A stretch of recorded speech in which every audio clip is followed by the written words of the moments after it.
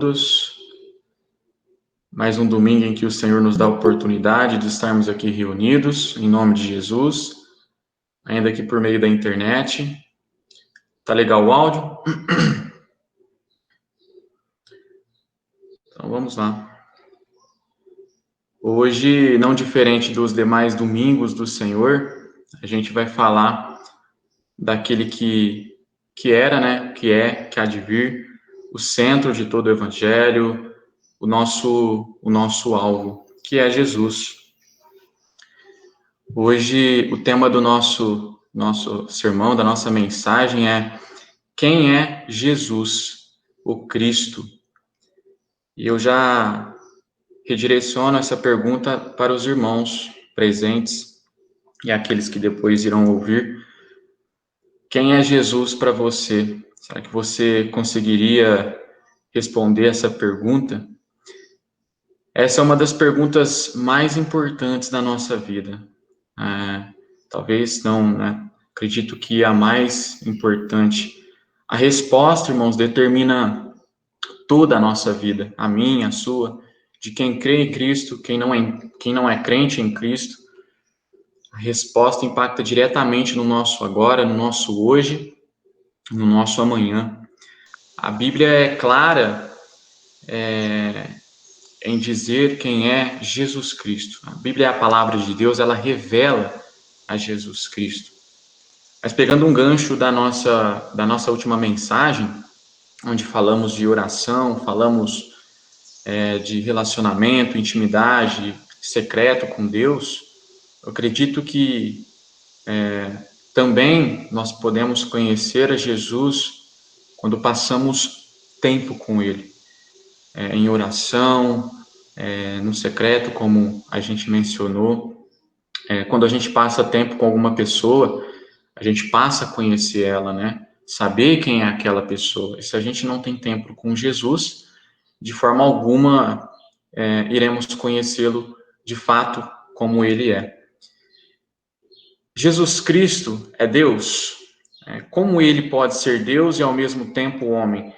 Jesus deixou de ser Deus enquanto esteve na Terra? Sendo Deus, como poderia sentir dor? São muitas coisas quando se trata da pessoa de Jesus, é muito assunto, muita coisa a ser dita.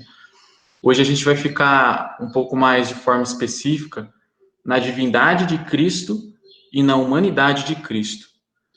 Quando falamos no homem Jesus Cristo, não estamos nos referindo simplesmente a alguém bom, alguém sábio, influente, que viveu muitos séculos atrás.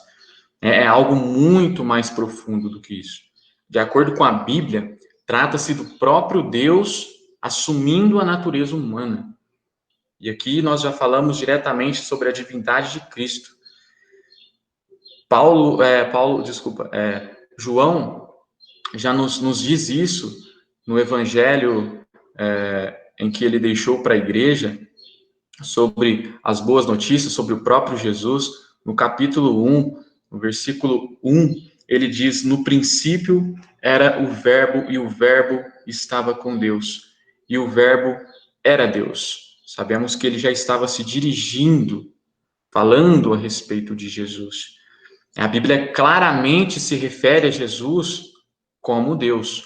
O Verbo era Deus, o Deus unigênito, Senhor meu e Deus meu, Deus bendito para sempre, nosso Deus, grande Deus, verdadeiro Deus, Deus forte, entre inúmeras outras maneiras em que os evangelhos e toda a Bíblia direciona a Jesus como sendo Deus. A Bíblia também declara que ele possui todos os atributos exclusivos de um ser divino. É onipotente, onisciente, onipresente, eterno, soberano, imortal. Diz que Jesus é o autor da vida, criador de todas as coisas e mantenedor do universo. João também, no capítulo 1 ainda, no versículo 3, ele vai dizer: todas as coisas foram feitas por intermédio dele, e sem ele nada do que foi feito se fez. O Deus único que existe eternamente como três pessoas, o Pai, Filho e Espírito Santo, se fez semelhante a nós na pessoa de Jesus Cristo, o Eterno Filho de Deus. Quanto à humanidade de Cristo, o fato de ter nascido de Maria, sendo concebido pelo poder do Espírito Santo, demonstra, irmãos, a infinita sabedoria de Deus em combinar a influência humana e a influência divina no nascimento de Jesus.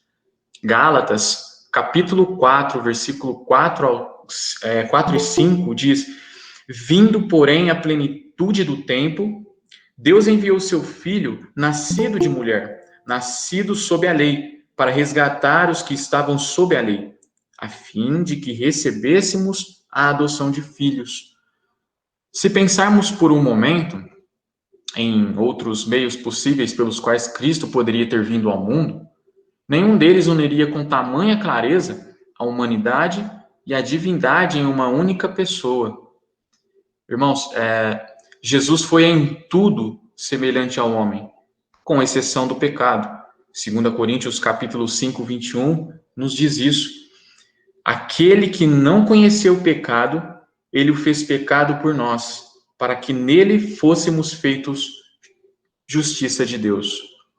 Ele nasceu como nascem os bebês, passou por um processo de aprendizado, assim como acontece com todas as crianças, aprendeu a comer, a falar, a ler, a escrever, a ser obediente aos pais, tinha sentimentos, tinha emoções, vontades humanas, ficava cansado, tinha fome, sede, estava sujeito à dor, fraqueza, angústia, morte.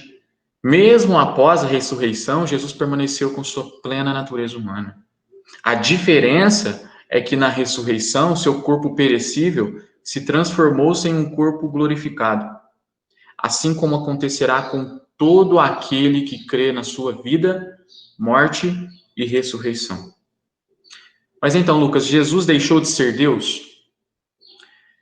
Mas como Jesus poderia ser onipotente e ainda sentir dor? Como poderia ser onisciente e ao mesmo tempo não saber o dia da sua volta? Como poderia ser imortal e ainda assim ter morrido em nosso lugar? É importante levantarmos essas questões que impactam direto em nossas vidas cristãs. Mas, irmãos, pela dificuldade que temos em compreender esse paradoxo, ou pela má interpretação de algumas passagens bíblicas, é comum pensarmos que Jesus deixou de ser Deus enquanto esteve na Terra, bem como que ele realizava também milagres somente pela ação do Espírito Santo ou que recebeu o poder divino somente após o batismo. Porém, de acordo com a Bíblia, em momento algum Jesus deixou de ser Deus, nem mesmo durante a infância. Isaías 9:6 vai nos dizer: porque um menino nos nasceu, um filho se nos deu, o governo está sobre os seus ombros, e o seu nome será Maravilhoso, Conselheiro, Deus Forte, Pai da Eternidade, Príncipe da Paz. Jesus foi chamado de Senhor já no ventre de Maria, e também quando bebê. Irmãos, Jesus demonstrou ser Deus. O próprio Jesus, enquanto homem, afirmou ser Deus. Em João, capítulo 14, versículo 9, em um momento com Felipe, disse-lhe Jesus: Felipe, há tanto tempo estou convosco e não me tens conhecido? Quem vê a mim, vê o Pai. Como dizes tu, mostra-nos o Pai? Demonstrou sua onipotência e sua onisciência, e declarou também a sua eternidade, em Apocalipse 22, 13. Eu sou o Alfa e o Ômega, o primeiro e o último, o princípio e o fim. Inúmeras vezes, Jesus aceitou ser adorado pelos homens, diferente de Paulo, Pedro, já que estes rejeitaram receber adoração, deixando claro que o único digno de ser adorado é Deus. Além disso, outra forte demonstração de que Jesus permaneceu sendo Deus, enquanto homem, foi o fato de perdoar pecados. Somente aquele que recebe a ofensa é que pode perdoar. Se Jesus não fosse Deus, não haveria nenhuma ofensa contra ele. Consequentemente, ele não teria autoridade alguma para perdoar pecados. A verdade é que, em momento algum, Jesus abandonou, ou deixou de lado, ou se esvaziou de sua divindade, ou mesmo de seus atributos divinos.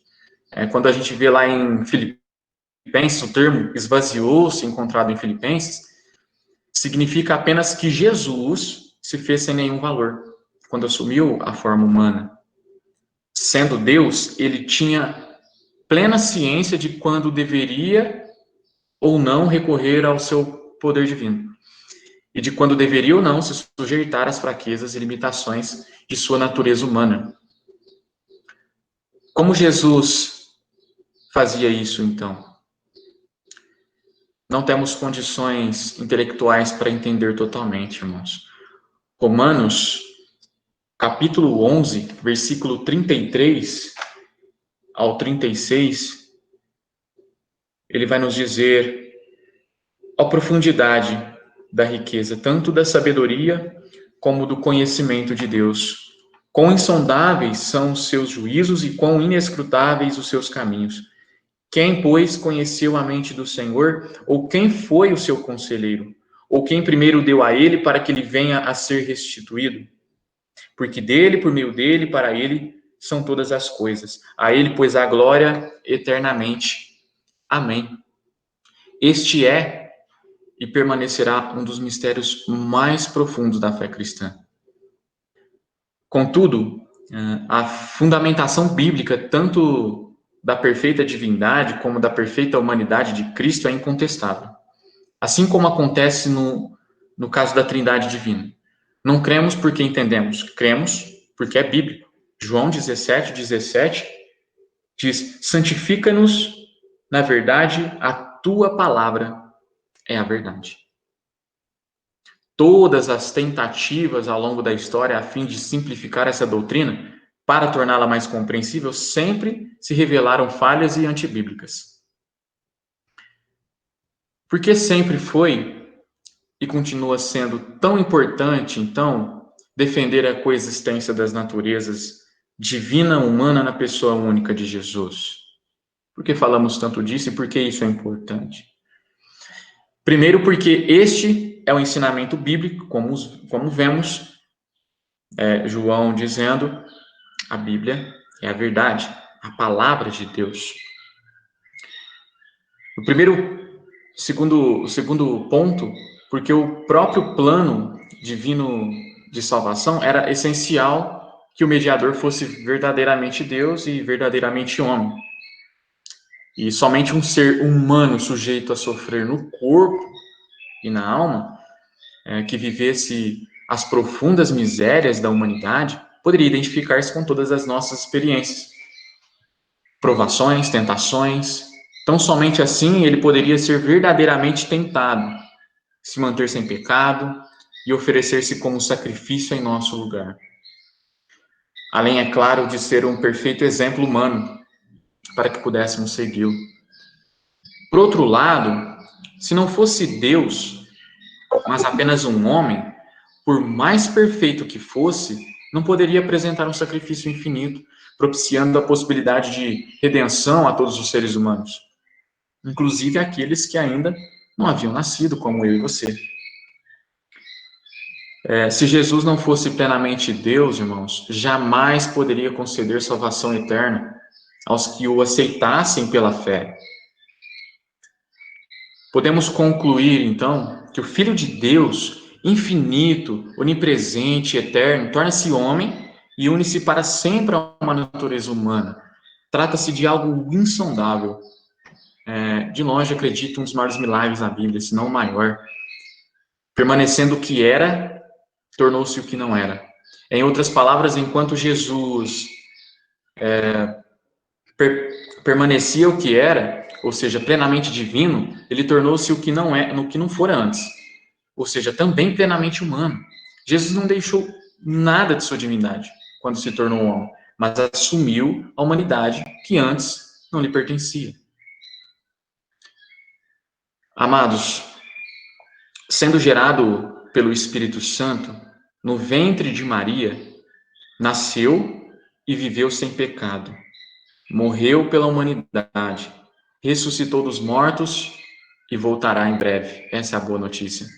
Pois continua vivo e viverá para sempre, sendo 100% Deus e 100% homem. Amém?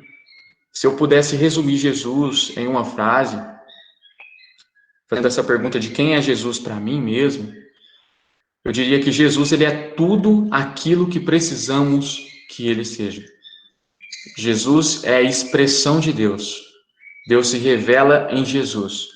Se nós dissermos que conhecemos a Deus e não conhecemos a Jesus, somos chamados mentirosos, porque somente conheceremos a Deus por meio de Jesus Cristo.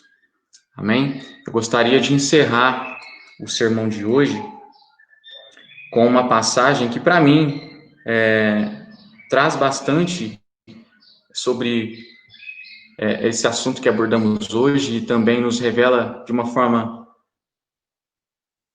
tão clara de quem é Jesus. Se você quiser anotar e abrir também a sua Bíblia para estar meditando durante a semana e se fazer essa pergunta, né?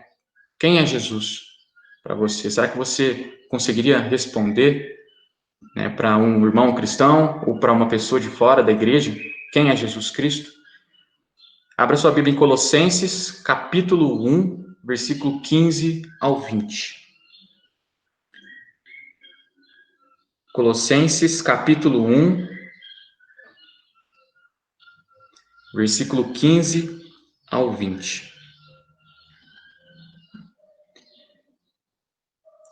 Ele é a imagem do Deus invisível, o primogênito de toda a criação, pois nele foram criadas todas as coisas, nos céus e na terra, as visíveis e as invisíveis, sejam tronos ou soberanias, poderes ou autoridades. Todas as coisas foram criadas por ele e para ele. Ele é antes de todas as coisas, e nele tudo subsiste. Ele é a cabeça do corpo, que é a igreja. É o princípio e o primogênito dentre os mortos, para que em tudo tenha a supremacia. Pois foi do agrado de Deus que nele habitasse toda a plenitude, e por meio dele reconciliasse consigo todas as coisas, tanto as que estão na terra, quanto as que estão no céu, estabelecendo a paz pelo seu sangue derramado na cruz. Que o Senhor nosso Deus nos abençoe sempre, em nome de Jesus. Amém.